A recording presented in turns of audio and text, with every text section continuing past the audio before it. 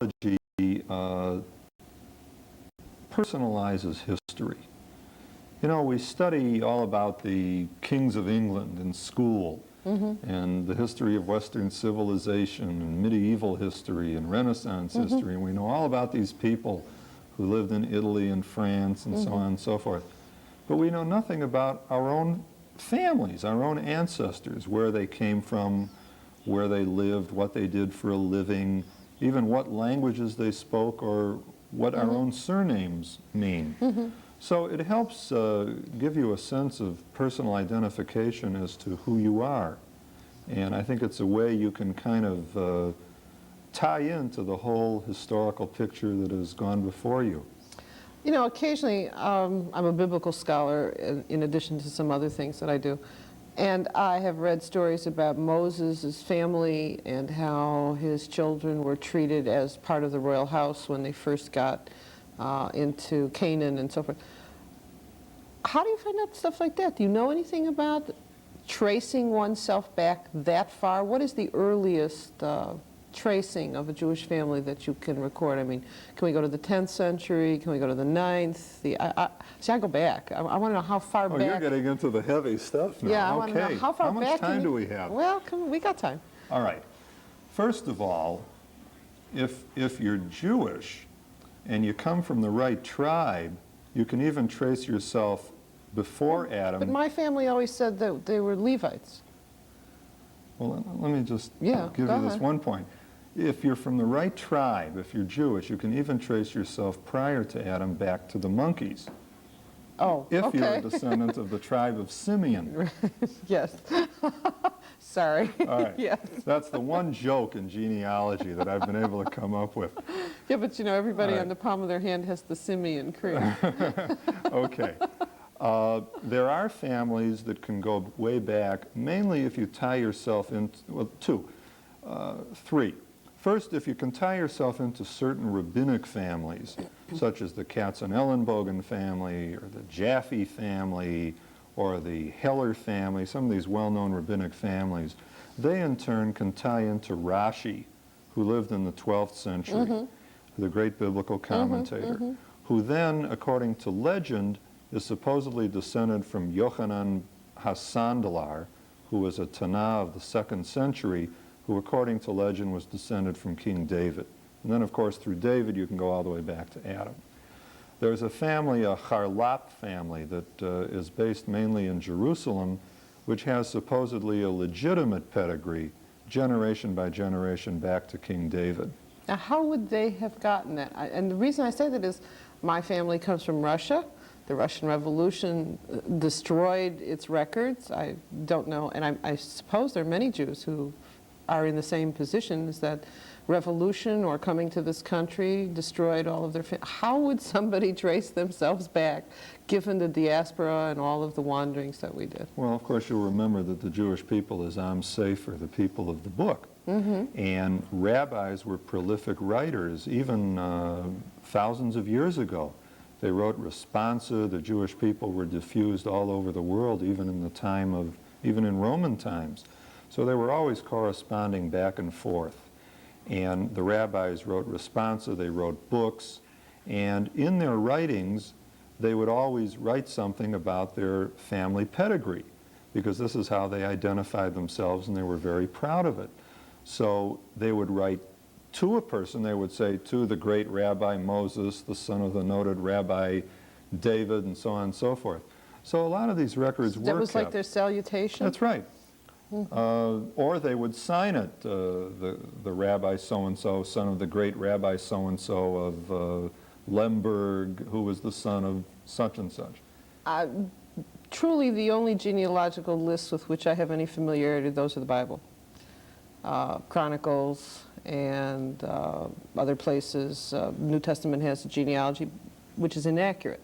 How do we know that the genealogies that we read have any accuracy to them? I mean, that someone hasn't stuck an illustrious ancestor in, you know, to make them look good? Well, obviously, if those are the only sources, you can't. Okay. But I found that, by and large, in my own wanderings, in my own family, and others that people have come to me for help or I've been interested in on my own, that when you hear legends and stories from elderly relatives, usually they do turn out to be Oral true. tradition Yes. turns out to be fairly reliable. Usually it is. Yeah, sure, people, I guess, have forged genealogies. I don't think people would be too much interested in doing it today. It's been done, but I think most of it is pretty well true. We have a whole bunch of books here. This one is The First American Jewish Families. If you were a Jew whose parents or grandparents or great-grandparents had come to this country before 1840? 1840. 1840 yes. is the critical point in this book. What would this tell you? This book would give all the descendants of that ancestor who came to America prior to 1840. Now, some of these families are In a standard chart. in a standard family tree chart with the dates and places of birth, marriage, and death for each person. How recent is the last entries into this? In other words, when was this published? The book was published about 2 years ago, so it's fairly contemporary, within the last few years. What are some of the people in the book that the names Well, would be familiar? mainly the ones that people would be familiar with are your famous colonial Jews, such as Chaim Solomon, the famous financier of the Revolution. Judah Rabbi- Benjamin in here? Yeah, I believe he is, yes. Rabbi Gershom Mendes Sessions of Temple Shearith, Israel in New York, who was, Sephardic temple. yes, one of the founders of Columbia University. It will illustrate to you in an easy fashion how fast a family can proliferate. I found in my experience that if you take the typical family, whether it be Jewish or not Jewish, because in population-wise they're about the same as far as having children. You If mean in terms of the number of children? Number of children. Okay. If you take a family, take a man and a woman, a couple who lived about 1800, and you bring it down to date, by and large you'll generate a family tree, assuming that in that first generation they had 5 or 6 children, they all had a few children, of about 1,000 to 1,500 names. And they're all here as much? Well, he tries to have them. Sure, there are gaps, but he tries to trace them down as best he can. Now, years ago, most family trees didn't try too hard to research the female lines. You'll notice in Burke's Peerage, and you'll like this. Okay. In Burke's Peerage, they only trace the male lines, and that's very frustrating. This book and most of your modern genealogies will trace all the descendants of the family that you're interested in, so it's much more helpful. Well, it seems to me that after the return from the exile, that the descent was then traced from the mother for Judaism. According to halakha, that is Right. true, whether you're Jewish or not. But whether you're a I'm descendant... talking about in terms of how these are done. Are these just also from the male? Oh, sure. heads of the It would be family? mainly male, because whether you're a Kohen or a Levi, of course, is male. So that would be a male orientation. Whether you are Jewish would be female. But family-wise, it of course could go either way. Sometimes men took the name of their wives. They did. When did they do that? In Europe, In Europe. in Why the did last they few do that? hundred years, to avoid the draft, because perhaps the wife's family was more famous. Mainly, maybe because the wife's family had a surname and they didn't. When did Maybe people- just because it sounded better. It could be any number of reasons. The surnames were not that solidly established among Eastern European Jews. that when they took surnames, some of the surnames, we've talked a little bit before about names, some of the surnames they took had special meanings or were related to the places where they were or some special geographic location.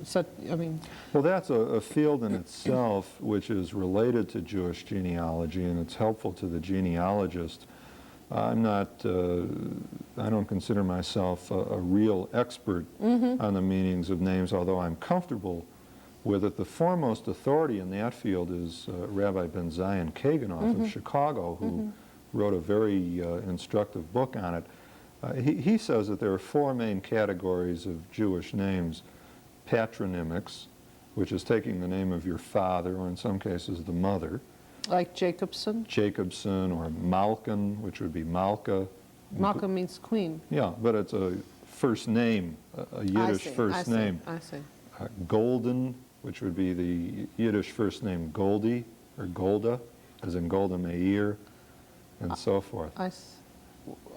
But Yiddish gold? I mean, Geld. Golda is a name. Oh, but it's an English name. Well, it was originally a Yiddish name. Okay. Geographic names, such as Oppenheimer. Occupation names, such as Schneider or Schuster. In German or in Russian, you could have the name Sapozhnik, for example, which means shoemaker, the same as Schuster That's in German. Sapozhnik, isn't it? Yes. Or descriptive names like Klein, meaning big, or small, or Gross, meaning big, Weiss, Schwartz, and so forth.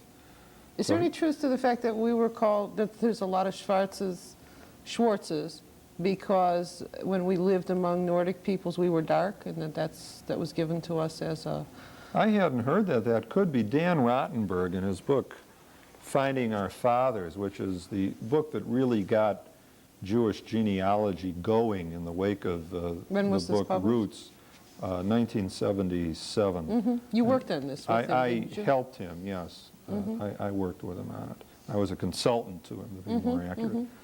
He's a friend of mine. He says that in Hungary, at a certain period of time, practically when it came down, the edict came down that Jews should be given surnames, that they were given mainly 4 names: Weiss, Schwartz, Klein, and Gross, plus a few others thrown in. So Schwartz and Weiss and Klein and Gross are very common among Hungarian Jews. I had not heard that version, but that could be so. That's true. What does your own name mean? Bernstein, I've always given Jewish name. that it meant burned stone or amber. Amber. From the semi-precious. Yeah, which would be Ophir in Hebrew. So if I went to Israel, I suppose I would have to change my name to Ophir. So someone whose name perhaps was Ophir or Ophir or something like that might also have the same origin of their name as you do. Possibly. Are there other jewels that are... Diamond. Oh, that's true. Yes. Silver, gold, I don't know. Silverstein? Ruby or Rubenstein. I don't, Reuben might just be from the name Rouvain. I've never made a study of that. I mean, that sounds more like it would come from Rouvain, since that's a biblical tribe. Yeah, but what about Rubenstein? That's true. I really haven't gone into that one. Okay. Is there a royalty in Judaism? Yes, there's Jewry's royal family, the Katzenellenbogen family. This is about royalty, isn't it? This is the book, The Unbroken Chain, which is by Dr. Neil Rosenstein of Elizabeth, New Jersey. And this also was published in 1977, and it created quite a stir among Jewish genealogists. And it's about Jewry's royal family, believe it or not. I didn't know we had one other than David, and I thought we'd lost that connection. Yes, well, it seems that in the 1500s there was a rabbi in Padua, Italy, named Rabbi Meir Katzenellenbogen. And he had a grandson named Saul, who lived in Brest-Litovsk, Poland, where he had studied in a yeshiva. And he was sort of a court Jew. He was a banker, and he lent money to the various Polish noblemen. And it seems that one day the king of Poland died, and the nobility had to elect a successor. And they had to meet somewhere, and they didn't trust each other, so they selected this Saul's home in which to meet to hold their election, because they knew he wouldn't cross any of them because his existence was very tenuous. And while they were balloting, there was a Polish law that you could never have an interregnum. So they had to get somebody in there very briefly until they elected a permanent king. And again, they decided that Saul would be the man to hold the fort until they elected someone. And legend has it that he served as the Jewish king for a day of Poland. He and his 2 sisters had many tens of thousands of descendants. And because the family had this unusual history, and they also had some rabbinic background, they always kept a record of the descent, and there are many famous people that you would never think are related to each other who are members of the Katzenellenbogen family. Well, Helena Rubinstein, whose son helped to finance the publication of the book. He was so fascinated in his descent. Her second cousin once removed, Martin Buber. Helena Rubinstein and Martin Buber were second cousins once removed. Okay. Some of the Anglo-Jewish nobility, such as the Rothschilds and Montefiore's, Are Katzenellenbogens? are Katzenellenbogen descendants. Members of the Royal House of Thailand are Katzenellenbogen descendants. You're going to have to get that. Is that intermarriage? Of course. I'm cheating a little bit. Some of the British Jewish nobility married into the Royal House of Thailand. Okay. And their descendants. And some famous rabbinic families, some of your well-known rabbis down through the last few hundred years, Rabbi Abraham Joshua Heschel. Is a Katzenellenbogen. That's right, and others of that nature. And just regular everyday people that you might not think are Katzenellenbogen people, and they might not even think they're Katzenellenbogen people, carry this descent with them. So it's a fascinating family. What other families might there be? I mean, is that it? Is this book all about just that one family? It's all about the descendants of the Katzenellenbogen, sure. And it ties into other famous rabbinic families. There's a woman named Helen Robinson, whose maiden name was Rabinowitz before she changed it for... Rabinowitz means son of a rabbi, doesn't it? And Helen Robinson was a radio actress on most of the soap operas. She's a Katzenellenbogen. There are other people, some of which we may have heard, some of which we may not have heard. Is this the sort of thing where people would get together and say, hey, we're a member of this huge rent a hall, or do something like that? Well, the Katzenellenbogens are so big. Just in this book, I think there are 10,000 names. I see. And it only scratches the surface. After the publication of the book, it received some publicity, quite a bit of publicity, and the author has generated enough material for 2 more volumes. So you couldn't very well have tens of thousands of people at a reunion. Let me ask a question about families and their proliferation. Now, you've said that there's tens of thousands of Katzenellenbogens. Is this because they are a prominent family, or they, by virtue of their origins, they went on with some status and therefore became prominent and went out into different areas and kept records and so forth? Would any Jewish family from that time similarly have tens of thousands of descendants if they had bothered to keep records? Probably, sure. As I said, in 200 years, in the last 200 years, I found that most families, most couples can generate between 1,000 and 2,000 names as descendants on their family trees. That would include people marrying into the family. Now, Chaim Solomon, one of our pre-1840 people, was born in 1743. His family tree, I've never really counted it up, so don't catch me on it, but I think a general guess would be his descendants would number about 2,000 to 3,000. So that pretty well carries through. Now then, with Eastern European Jewish families, of course, you have pogroms and holocausts, which has kept down the number somewhat. In my own family, which is a rabbinic family, so there was a certain amount of stature there in Europe, I have about 1,200 names on my family tree dating from my ancestor who was born in 1789. And that would include a number of people who were killed in the Holocaust, a number of branches whose lines were just cut off there. I have a couple of questions to ask about the Holocaust or about adoptions even. In terms of what if you did have a family member die, are the records there sufficient to be able to establish identities conclusively and also to trace back? And the second question I have is that for Jews, it can be very important to know their medical histories in terms of Tay-Sachs and and diabetes can be a very inherited trait in families. Are you able to get to any of that information? How would you collect? Where would you go to find out. We have 5 books here, and there's a journal of Jewish genealogy called Toledot. Yes. This is relatively new. Yes, it also started publication about 1977. Thank goodness, Roots really did do it, didn't it? Yes. Well, oddly enough, Dan Rottenberg was working on Finding Our Fathers without knowing that Alex Haley was working on Roots. I see. It just was a thing whose time had come. But where would you go for this kind of information if you had, or thought that you had an ancestor who died in the concentration camps, or needed to know, say, from what village? We have some sophisticated knowledge about Tay-Sachs and its onsets and various isolated communities in terms of where the people come from that definitely will have the carrier.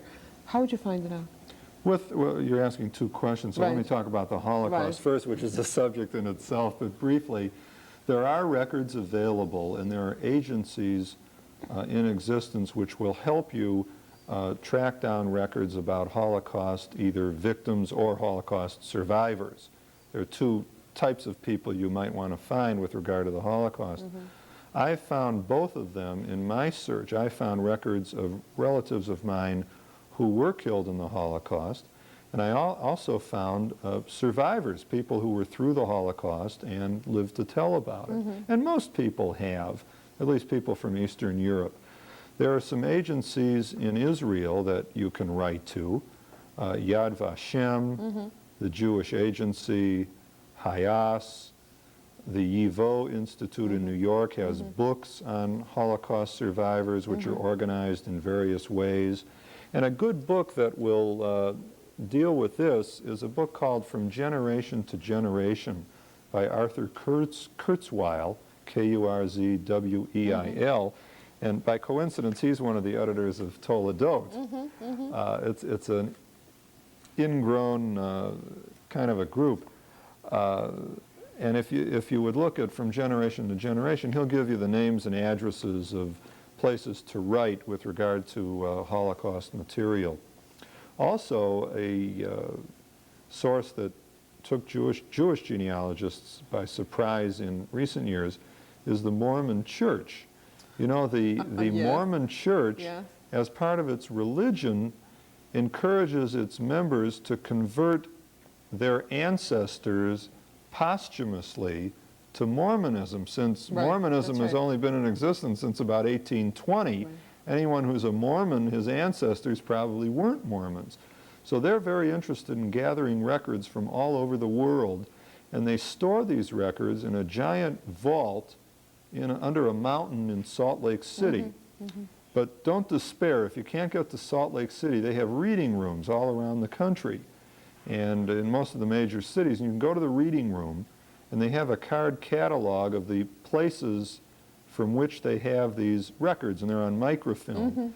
And you can order the microfilm, and it costs a couple of dollars, and it takes a couple of weeks. And it comes into the reading room, and a lot of people have found ancestors or relatives by searching the records of their towns in Europe. In other words, you didn't have to be a Mormon or know any Mormons or have any Mormons in your background. They have a complete family history just locked away that people search through. Well, what they'll do is they'll go to a town. They were given admission to places behind the Iron Curtain and places this side of the Iron Curtain. And they send people there with microfilm machines, and they just microfilm these records. Now, years ago in Europe, vital statistics were filed by religion. You would go to your church official. They didn't have civil records as a general statement. I mean, they did in some cases. So they would they would microfilm both the Jewish community records and the Christian community records. Just quickly, how would you find a medical history? Could you? Well, in America, of course, your death certificates would have it. But beyond that, that would be rather difficult. I can't think of any public record offhand that would have it, except maybe a death record. But to go to a death record in Europe from the last century, usually you'd be satisfied if they just gave you the date of death. My sister-in-law is a convert to Judaism. She's Spanish. She thinks that perhaps her family were Marranos. Would that be possible to prove? Surely there are records in Spain. I'm not too familiar with that, but again, finding our fathers and from generation to generation might be of some help there and tell you what libraries to write to. I know there are records in libraries in Spain that go way back. Also, First American Jewish Families has a lot of information about early Sephardic Jewish families in America, such as the Cardozos and others like that. Some of those were Marranos for a while, and they actually purported to practice Christianity. We're going to have to stop this. It sounds like we could go on for centuries, and I'm sure that that's something that some of us genealogists have. But I want to thank you very much for coming today.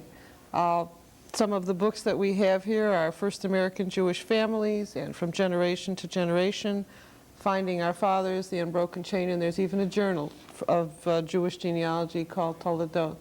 And I want to thank you very much. This is Audrey Gordon, Sunrise Sunset. My guest has been Mr. Charles Bernstein, a professional Jewish genealogist, and thank you. Thank you very much.